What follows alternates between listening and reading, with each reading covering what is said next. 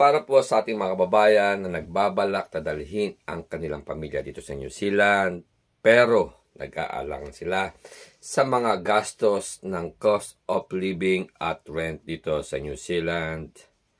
Ito lang po ang maipapayo ko sa inyo.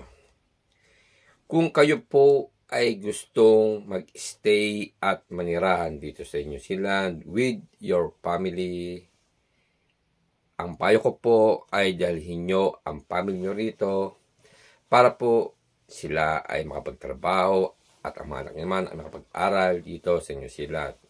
Marami pong benefits dito para sa ating mga kababayan na OFW, lalo na kung kayo ay magiging resident or citizen.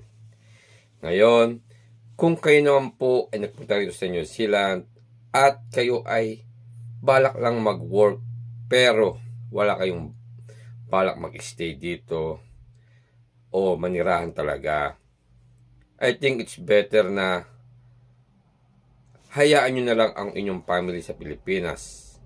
Bakit kanyo?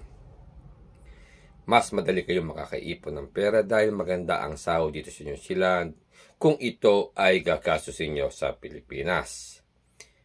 Meron namang opportunity na pwede nyo silang dalhin dito para maglibot lang. Para naman makita nila ang ganda ng New Zealand.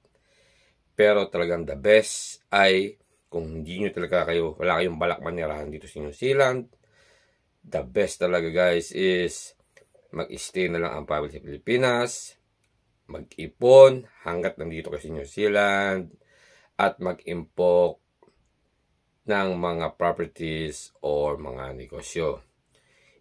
Kaya basta wag lang kayong maluho sa Pilipinas, wag gastos dito, wag gastos doon. Ito ang pinakamaganda para sa inyo. Sana guys, makatulong itong payo ko sa inyo guys. Good morning and have a great blessed morning. Cheers.